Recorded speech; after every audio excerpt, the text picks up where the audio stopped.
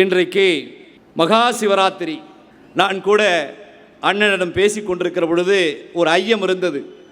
எப்படின்னா இப்படியெல்லாம் சிரிச்ச முகத்தோடு இருக்குங்க, ஒவ்வொருவரும் எழுந்து போகிற பொழுது எனக்கு நெஞ்சு வலிக்குது, நீங்கள்லாம் பேசும்போது திரளான மக்கள் இருக்க வேண்டும் என்று ஆசை எனக்கு இருக்கிறது, எப்படி சிரித்த முகத்தோடு இருக்கிறீர்கள் என்று கேட்டால், இது போன்ற பல அனுபவங்கள் எனக்கும் ஏற்பட்டிருக்கிறது.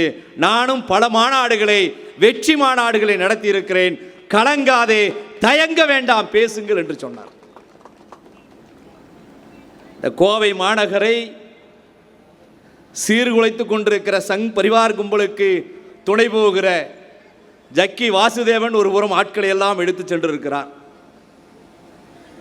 இன்னொரு புறம் நேற்றைக்கு வரைக்கும் நடக்குமா நடக்காதா என்று பார்த்து கொண்டிருந்த இந்தியா பாகிஸ்தானுடைய கிரிக்கெட் விளையாட்டு போட்டி என்று நடக்கிறது. அதையும் தாண்டி இங்கே வந்திருக்கிற பெருந்திரளான மக்கள் தான் அண்ணன் செந்தில் பாலாஜி அவர்கள் மீது வைத்திருக்கிற நம்பிக்கை என்பதை இந்த நேரத்தில் நான் சொல்ல கடமைப்பட்டிருக்கிறேன். மரியாதைக்குரிய தோழர்களே, பல பேர் மேடையிலே பேசுகிற பொழுது சொன்னார்கள், மிக சிறந்த தலைப்பு, மிக சிறந்த தலைப்பு அல்ல, கடந்த 50 ஆண்டுகளாக தமிழ்நாட்டை செதுக்கிய நவீன தமிழகத்தினுடைய சிற்பியாக இருந்த முத்தமிழ் அறிஞர் கலைஞர் அவர்களை மனதில் வைத்து தேர்ந்தெடுக்கப்பட்ட தலைப்பு. திசை காட்டும் திராவிடம். யாருக்கு திசை காட்ட வேண்டும்? கடலிலே திசை தெரியாமல் தத்தளித்துக் கொண்டிருக்கிற மீனவனுக்கு எப்படி கலங்கரை விளக்கம் திசை காட்டுமோ, அப்படி இந்திய ஒன்றியம் முழுவதும் இன்றைக்கு தத்தளித்துக் கொண்டிருக்கிற கோடிக்கணக்கான மக்களுக்கு திசை காட்டுகிற மாநிலமாக, திசை காட்டுகிற அரசாக திராவிடம் இருக்கிறது. திசை காட்டுகிற தத்துவமாக திராவிட இயக்கம் இருக்கிறது.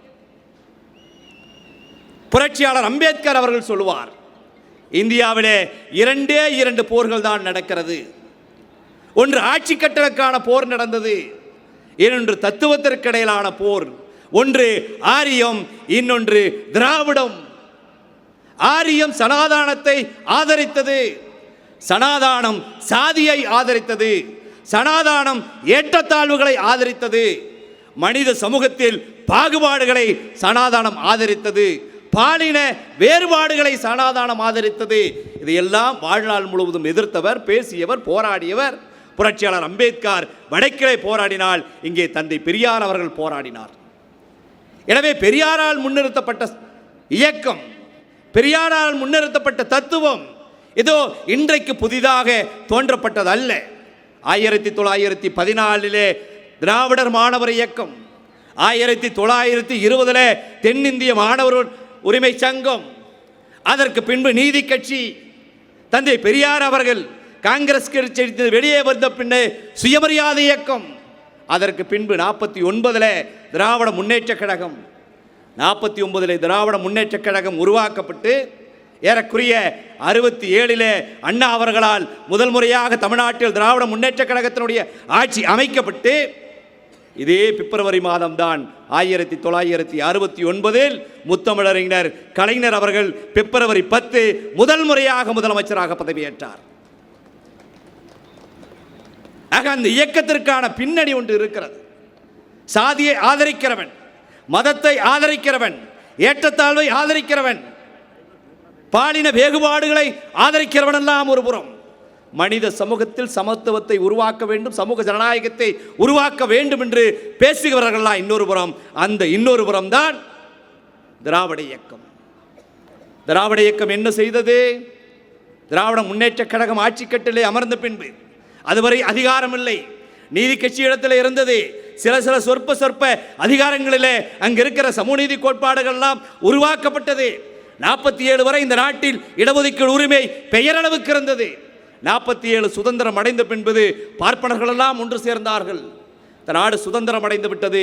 அனைத்து மக்களுக்குமான அரசியலமைப்பு சட்டம் இருக்கிறதே, எப்படி இங்கு இருக்கக்கூடிய பிற்படுத்தப்பட்டவனுக்கும் தாழ்த்தப்பட்டவனுக்கும் கல்வியிலும் பொருளாதாரத்திலும் வேலைவாய்ப்பிலும் இடஒதுக்கீடு தரலாம் என்று வழக்கு பதிவு செய்தார்கள்.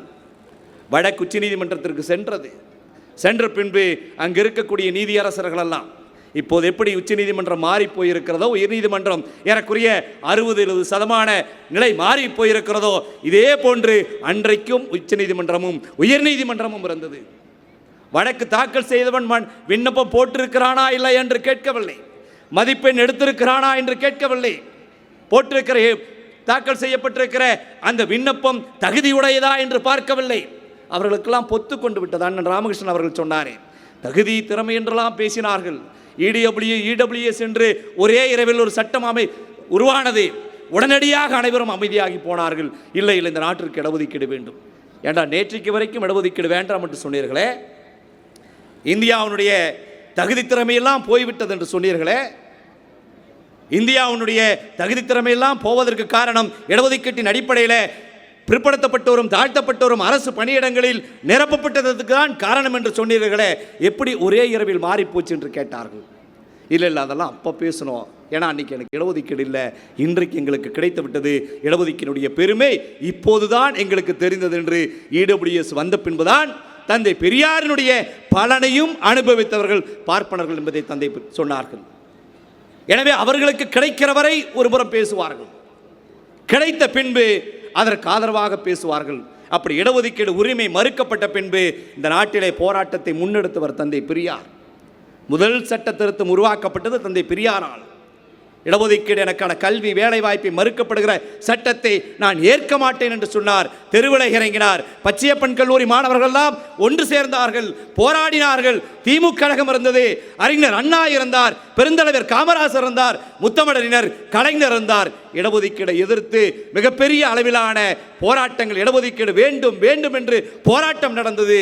மத்தியிலே அன்றைக்கு ஒன்றிய அமைச்சரவையில் முதலமைச்சராக மூத்த அமைச்சராக இருந்தவர் நேரு, அவர்தான் பிரதம அமைச்சர். பார்த்தார் தமிழ்நாட்டிலே நடக்கிற போராட்டம் இந்திய ஒன்றியம் முழுவதும் நடந்தால் இந்திய ஒன்றியமே மிகப்பெரிய அளவிலுக்கான பாதிப்புகளை உள்ளாக்கிவிடும். எனவே தமிழ்நாட்டில் நடக்கிற போராட்டத்தை ஒப்புக்கொண்டு அவர்களுக்கு இடஒதுக்கீடு உரிமையை வேண்டும் என்று சொன்னார். அதன் மூலம்தான் இந்தியாவுடைய முதல் சட்ட திருத்தம் உருவானது.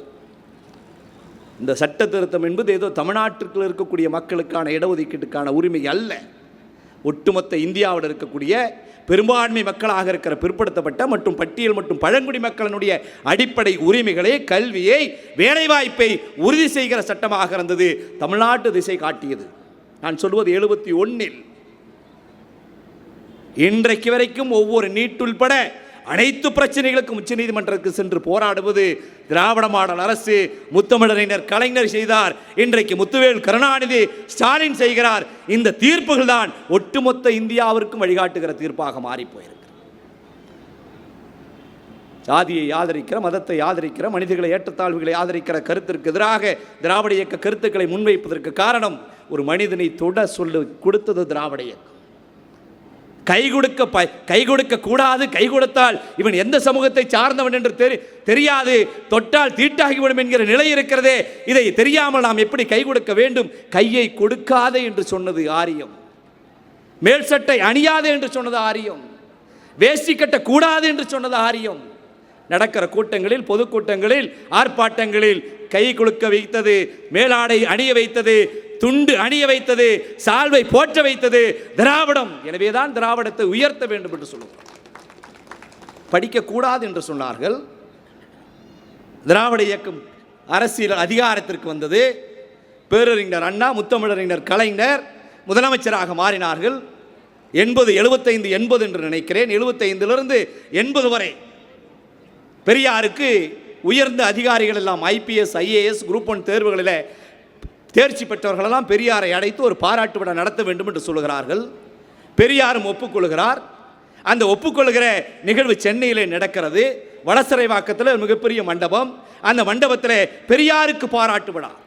ஆசிரியர்கள், அரசு ஊழியர்கள், உயர் பதவி அடைந்தவர்களெல்லாம் சேர்ந்து அந்த பாராட்டு விழாவை நடத்துகிறார்கள். நடத்துகிற பொழுது பெரியார் அந்த கூட்டத்தில் சென்று பேசுகிறார். நீங்கள் எல்லாம் அதிகாரிகள் ஆகிவிட்டீர்கள், எனக்கு ரொம்ப சந்தோஷம். ஆனால் என்ன செய்யறது, இன்னைக்கு வரைக்கும் ஒரு தாழ்த்தப்பட்டவனை உயர்நீதிமன்ற நீதிபதியாக மாற்ற முடியலையே. கவலைப்பட்டார் பெரியார். இன்றைக்கு கூட உயர்நீதிமன்றத்திலும் உச்ச நீதிமன்றத்திலும் பிற்படுத்தப்பட்டோர் இல்லை, தாழ்த்தப்பட்டோர் இல்லை. பெரியார் 75 கவலைப்பட்டார். இன்றைக்கு முத்துவேல் கருணாநிதி ஸ்டாலின் கவலைப்படுகிறார். அதுதான் திராவிட இயக்கம். அந்த கூட்டத்தில் பெரியார் பேசுகிறார், நீங்கள் எல்லாம் அதிகாரிகள் ஆகிட்டீங்க, ரொம்ப சந்தோஷம். உயர்நீதிமன்றத்தில் ஒரு தாழ்த்தப்பட்டவன் இன்னைக்கு வரைக்கும் இல்லையே. தந்தை பெரியாருடைய பேச்சு அடுத்த நாள் தடை விடுதலையில் தலையங்கமாக வருகிறது. அன்றைக்கு முதலமைச்சராக இருந்த மரியாதைக்குரிய கலைஞர் அவர்கள் அந்த விடுதலை தலையங்கத்தை படிக்கிறார். நடப்பது பெரியாருடைய ஆட்சி. நம்முடைய ஆட்சி நடைபெறுகிற பொழுது தந்தை பெரியாரனுடைய மனது புண்படலாமா? கூடாதே. அதிகாரிகளை அழைக்கிறார். மாவட்ட நீதிமன்றங்களிலிருந்து உயர் நீதிமன்றம் நீதிபதியாக மாறுவதற்கான தகுதி யாருக்கு இருக்கிறது? பட்டியலை கொடுங்கள் என்று சொல்கிறார்கள். பட்டியலில் பார்த்தால் இல்லை, கொலிஜியம் என்று சொல்வார்கள். நீதிமன்ற நீதிபதிகளை தேர்ந்தெடுப்பதற்கு ஒரு அமைப்பு இருக்கிறது, கொலிஜியம் என்று. அந்த கொலிஜியத்தில் முதலில், இரண்டாவது, மூன்றாவது, நான்காவது இப்படி ஒரு பட்டியல் வைத்திருப்பார்கள். அந்த பட்டியலில் தான் நீதிபதிகளை தேர்ந்தெடுக்க முடியும். அந்த பட்டியலிலே 4வது இடத்திலே வேலூர் மாவட்டம் ஜோலார்பேட்டையில் இருந்த வரதராஜன் என்கிற தாழ்த்தப்பட்ட சமூகத்தை சார்ந்தவர் நீதிபதியாக மாவட்ட நீதிமன்றத்தில் வேலை செய்தார். தலைவர் கலைஞர் அவர்கள் பார்க்கிறார், அதிகாரிகளை அழைக்கிறார், இவரை எப்படியாவது உயர் நீதிமன்றத்திற்கு எடுத்துட்டு போயிடணும். அதிகாரிகள் சொல்லுகிறார்கள், இல்லைங்கய்யா, சட்டத்திற்கு அது இடம் இல்லை, அதை நான் பார்த்துக் கொள்கிறேன், முதலில் நான் சொன்னதை செய்யுங்கள். செய்தார். முதல் தாழ்த்தப்பட்ட நீதிபதி ஜோலார்பேட்டையை சார்ந்த வரதராஜன் 75 80 வரை உயர்நீதிமன்றத்தில் வேலை செய்தார். அதோடு மட்டுமல்ல, ஒட்டுமொத்த இந்தியாவினுடைய உச்ச நீதிமன்றத்தினுடைய முதல் நீதிபதி வரதராஜன் என்பதை கொடுத்தது திராவிட இயக்கம், கொடுத்தது ஒட்டுமொத்த இந்தியாவிற்கு. இதான் திராவிட இயக்கம்.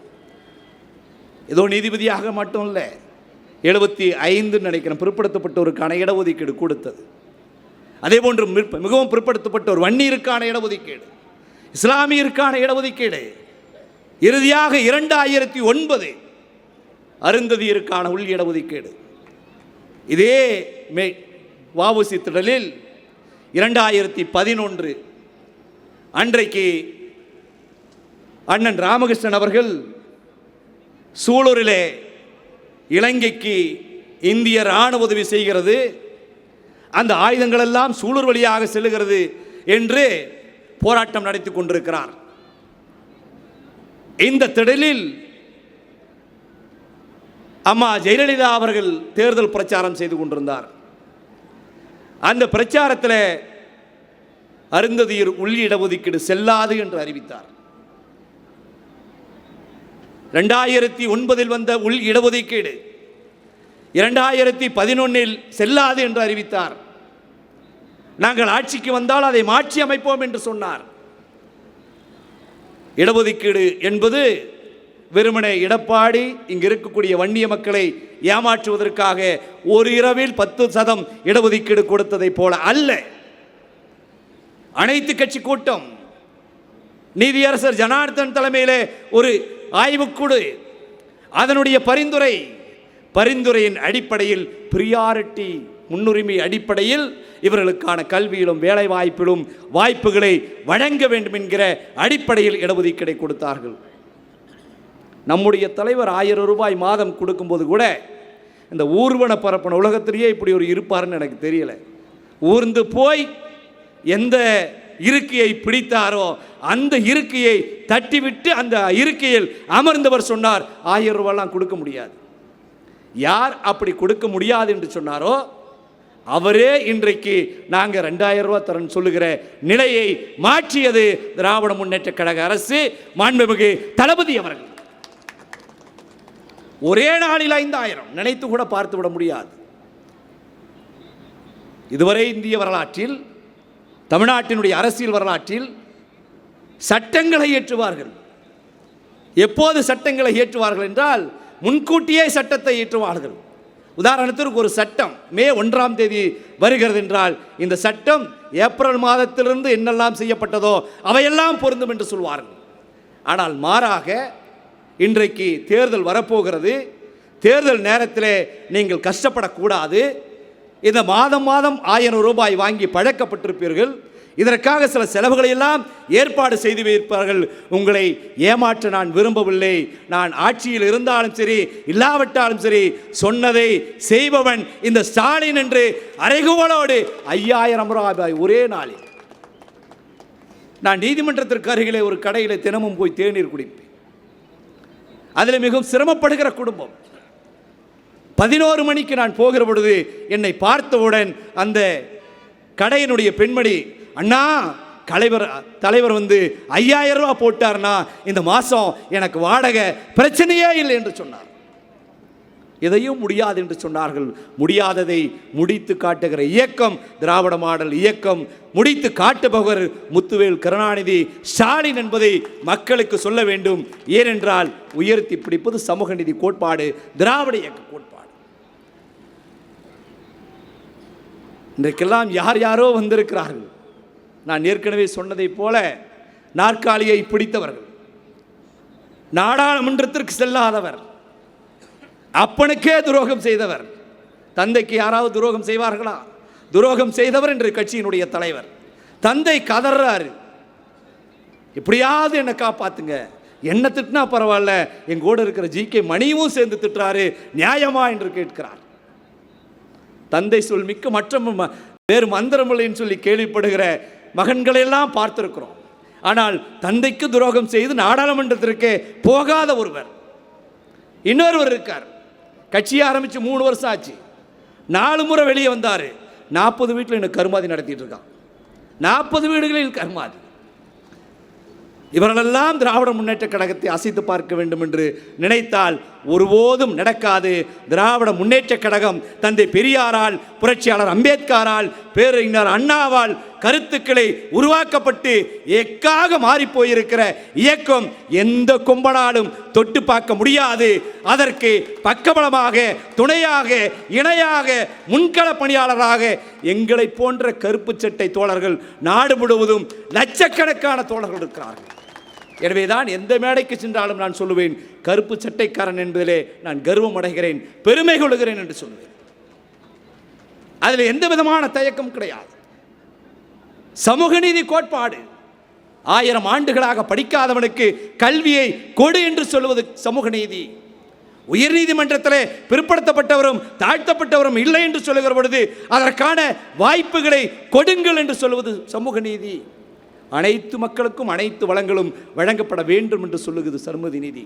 இதற்கு நேர் எதிராக இன்றைக்கு பாஜக சங்பரிவார் கும்பல்கள் எல்லாம் இந்த நாட்டில் ஏதாவது ஒரு அடிப்படையில் மதத்தின் பெயரை வைத்து ஏதாவது ஒரு வகையில் ஆட்சியை பிடித்து விடலாம் என்று முருகன் கையிலே வேலையெல்லாம் கொடுத்து விடுகிறார்கள். பழனி முருகன் கையில் இருக்கிறது ஒரிஜினல் வேலு. நம்மால் முருகன் கையில் இருக்கிற இல்லையா வேலு, அது அட்டகத்தி வேலு. கொண்டு போய் சேரதுக்குள்ளேயே உடஞ்சி கீழே விழுந்துருச்சு. அவர்கள் என்னென்னமோ செய்து பார்த்தார்கள். முருகனை தலைவராக்குறார்கள். ஒட்டுமொத்த அருந்ததியர் சமூகம் முருகன் பின்னால் போய்விடும் என்று நினைத்தார்கள். அருந்ததியர் சமூகம் தமிழ்நாட்டில் குறிப்பாக இந்த தலைமுறை இளைஞர்கள் புரட்சியாளர் அம்பேத்கருடைய கருத்துக்களை சரியாக ஏற்றுக்கொண்டவர்கள்.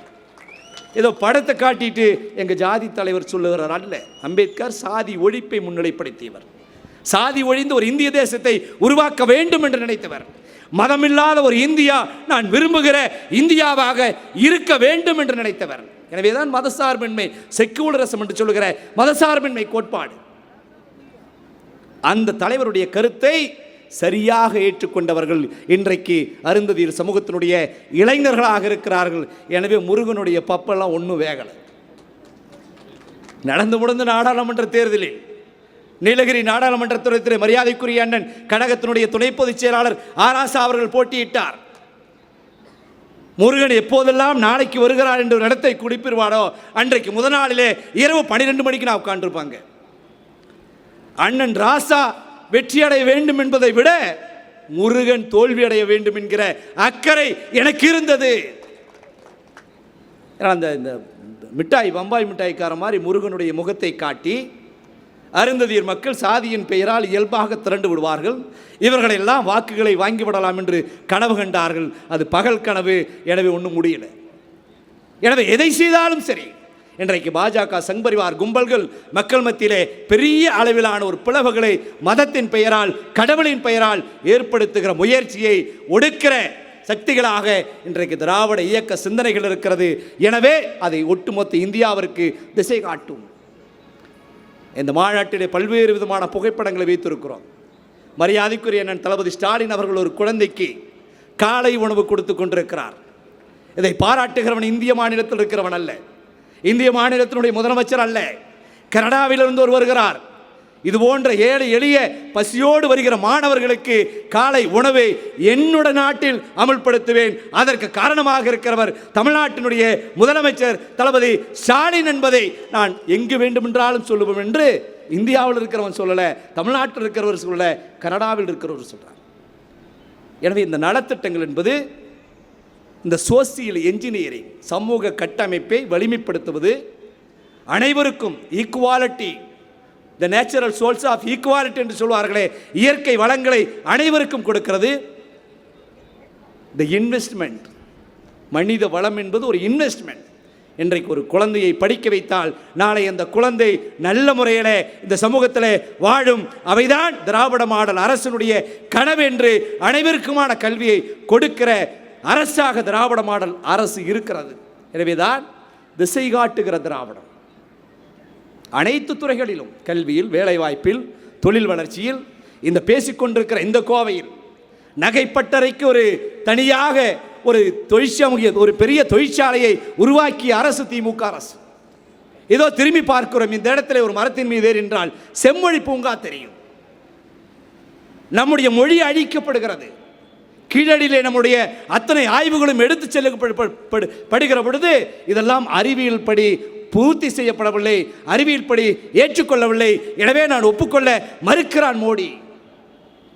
நம்மிடம் வந்து திருவள்ளுவரை பேசுவது, வள்ளலாரை பேசுவது, திருக்குறளை பேசுவது, தப்பு தப்பாக பேசுவது, அடுத்த நிமிடமே அங்கே டெல்லி போய் இறங்கியவுடன் கீழடி ஆய்வு தமிழனுக்கு ஏற்றதல்ல, அறிவியல் பூர்வமாக ஒப்புக்கொள்ளப்படுகிற செய்தி அல்ல, எனவே நான் ஒப்புக்கொள்ள மாட்டேன் என்று சொல்லுவது.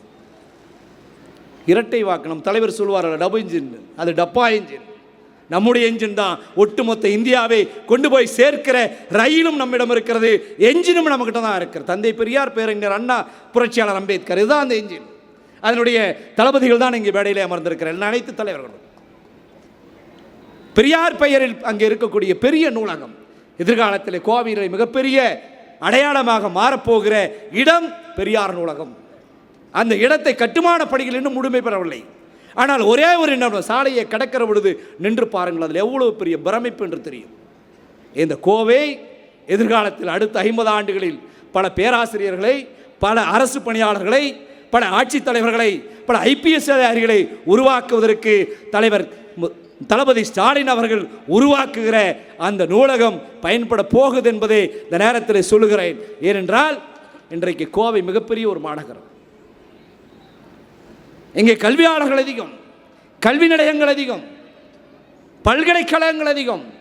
இவர்களெல்லாம் ஒன்றாக கொண்டு வந்த ஒரு காமன் பிளாட்ஃபார்ம் கன்சால்டேட் பண்ணி வைப்பதற்கு இன்றைக்கு ஒரு நூலகத்தை நம்ம கட்டி கொடுத்திருக்கிறார் மரியாதைக்குரிய தளபதி ஸ்டாலின் அவர்கள். எனவே திராவிட தமிழர் கட்சியின் சார்பிலும் சரி, கோவை மாநகர மக்கள் சார்பிலும் சரி, முதலில் செம்மொழி பூங்காவிற்கும் இது போன்ற பிரம்மாண்டமான ஒரு நூலகத்தை அமைத்து கொடுத்ததற்கும் கோவை மாநகர் மக்கள் சார்பாக நாங்கள் திராவிட முன்னேற்றக் கழகத்திற்கு என்றென்றும் நன்றி கடன் பட்டிருக்கிறோம். இந்த திராவிடம் திசை காட்டும்ன்றதுக்கு மேடையே அடையாளம். செந்தில் பாலாஜி அண்ணா எங்கே கால் வச்சாலும் அடுத்த நிமிடம் அந்த இடம் மாறிடும். நீங்கள்லாம் பார்த்துருப்பீங்க, ஈரோடு தெற்கு தொகுதி. நம்மளாம் தூங்கி எந்திரிக்கலாமா வேண்டாமான்னு யோசிச்சுட்டு இருப்போம். காலையில் 6 மணிக்கு அவர் வேகமாக ஓடிட்டு இருப்பார், நடக்க மாட்டார். மாறிச்சு அடியோடு ஈரோடு தெற்கு தொகுதி. அதற்கு பின்பு மேற்கு மாவட்டமே மாறிச்சு, நாடாளுமன்றம் மாறிச்சு. அது போன்ற அண்ணன் கால் வைத்த இடங்களெல்லாம் மாற்றத்தை ஏற்படுத்தி இருக்கிறார் என்பதற்கு இந்த மேடையிலே இருக்கிற அண்ணன் ராஜ்குமார் அவர்கள் சாட்சி. ஒரு மாதத்திற்கு முன்பு மாநாடு நடத்தினார், அழைக்கிறார் ராஜ் கவுண்டர் என்று சொன்னார். அனைத்து விளம்பரங்களிலும் இருந்தது. மாநாடு முடிந்தது, மாநாட்டிற்கு அண்ணன் சின்னவரை அழைத்து வந்தார், அண்ணன் சென்றார், பேசினார்கள். மாநாடு முடிந்தவுடன் மாநாடு வந்தவர்களுக்கு நன்றி அறிவிப்பு வெளியிடவில்லை. இனிமேல் என்னுடைய பெயர் ராஜ் கவுண்டர் அல்ல, ராஜ்குமார், ராஜ்குமார், ராஜ்குமார் என்று சொன்னாரே, அதுதான் சமூக ஜனநாயகம், அதுதான் சமத்துவம், அதுதான் சமூக நல்லிணக்கம், சமூக ஒற்றுமை. அதை தான் அண்ணன் செய்தார். நான் பல தலைவர்களிடத்தில் நெருங்குவதற்கு கூட தயங்கியது உண்டு. நெருங்க முடியாமல் போனதற்கு சில காரணங்கள் உண்டு. ஆனால் வாஞ்சையோடு, ஒரு சகோதர பாசத்தோடு, தந்தை போல் அண்ணன் போல் தம்பி போல் அந்த கட்டி பிடிக்கிற அந்த மனதிலிருந்து வருகிற நேசத்தை, அன்பை அண்ணன் செந்தில் பாலாஜி அவர்களைப் போல் நான் வேறு யாரிடத்திலும் பார்த்ததில்லை. நான் அண்ணன் இந்த மேடையில் இருக்கிறார் என்பதற்காக சொல்லவில்லை. ஏற்கனவே திராவிட தமிழர் கட்சியினுடைய மாநில செயற்குழு கூட்டத்தில் பதிவு செய்திருக்கிறேன். அதற்கு இங்கே வந்திருக்கிற தோழர்களெல்லாம் சாட்சி. எங்கே போன அந்த அண்ணன்? இவ்வளோ நாள் நான் பார்க்கலையே. பார்த்துருந்தோம்னா இன்னும் கொஞ்சம் மாறி இருக்கலாமே, இன்னும் கொஞ்சம் மக்களிடத்தில் போய் சேர்ந்திருக்கலாமே. அந்த வாய்ப்புகளை எல்லாம் கொடுத்தவராக அண்ணன் செந்தில் பாலாஜி அவர்கள் இருக்கிறார்கள். நிச்சயமாக சொல்லுகிறேன், அருந்துயிர் மக்களுக்கு அரசியல் அதிகாரம் என்பது மிக ரொம்ப முக்கியம். பேசுகிற இடத்தில் பேசுகிற நபர் பேசினால்தான் அதற்கான பதில் வரும். பதில் வருகிற பொழுதுதான் வெளிச்சம் வரும். வெளிச்சம் வருகிற பொழுதுதான் பிரச்சனைக்கு தீர்வு வரும். எனவே அரசியல் அதிகாரம் என்பது மிக முக்கியம். திராவிட தமிழர் கட்சியும் மேற்கு மாவட்டங்களில் இருக்கக்கூடிய அனைத்து சட்டமன்ற, நாடாளுமன்ற, மாநகராட்சி, பஞ்சாயத்து உள்ளிட்ட அனைத்து தனித்தொகுதியிலும் அருந்ததியர் மக்களுக்கு முன்னுரிமை வழங்க வேண்டும் என்ற கோரிக்கையை முன்வைத்திருக்கிறோம். ஆனால் அதையெல்லாம் விட, அது வரலாம், போகலாம், இருக்கலாம், இல்லாமல் கூட போகலாம். நாளைக்கு கூட கீழே உங்களோடு நான் உட்கார்ந்து ஒரு பொதுக்கூட்ட மேடையை பார்க்கிற நபராக கூட இருக்கலாம். அதையெல்லாம் விட உண்மையாக, அதையெல்லாம் விட மதிப்பு வாய்ந்ததாக, அதையெல்லாம் விட உயர்ந்ததாக நான் கருதுவது அண்ணன் செந்தில் பாலாஜி அவர்களிடத்தில் அருகிலே உட்கார்ந்து அவருடைய கையை பிடித்து பேசுவது தான் எனக்கு மகிழ்ச்சியாக இருந்தது. அந்த ஒன்று போதும், நான் எனக்கு வேறு எதுவுமே வேண்டாம். அவை ஒன்று போதும். சட்டமன்றம் சாதிக்காததை, நாடாளுமன்றம் சாதிக்காததை அண்ணன் அவர்களுடைய கையை பிடித்தால் என்னால் சாதிக்க முடியும் என்கிற உணர்வு எனக்குள் ஏற்பட்டது. எனவே அந்த உணர்வை கொடுத்தது தந்தை பெரியார், புரட்சியாளர் அம்பேத்கர், முத்தமிழறிஞர் கலைஞர், தளபதி ஸ்டாலின் உள்ளிட்ட அனைத்து தலைவர்களும் ஒரு சமூக ஜனநாயகத்தை உருவாக்க வேண்டும் என்று போராடினார்கள், பேசினார்கள், அவருடைய கடமைக்கெல்லாம் செய்தார்கள். எதிர்காலத்தில் சமூக நீதிக்கு எந்த ஆபத்து வந்தாலும் சரி, திராவிட இயக்க கொள்கைகளுக்கு எந்த பாதிப்பு வந்தாலும் சரி, முதல் தளத்தில் நின்று போராடுகிற இயக்கமாக திராவிட தமிழர் கட்சி உங்களோடு கரம் கோர்த்து முடிந்தால் உங்களுக்கு முன்பாகவே உங்களை பாதுகாக்கிற இயக்கமாக இருக்கும் என்று சொல்லி இந்த மாநாட்டிற்கு வந்திருந்த அத்தனை தலைவர்களுக்கும், தோழர்களுக்கும், ஆசிரியர் சங்கத்தினுடைய பொறுப்பாளர்களுக்கும், பத்திரிகையாளர் நண்பர்களுக்கும், காவல்துறை தோழர்களுக்கும் நன்றி கூறி இந்த மாநாட்டை முடிக்கிறோம். நன்றி, வணக்கம்.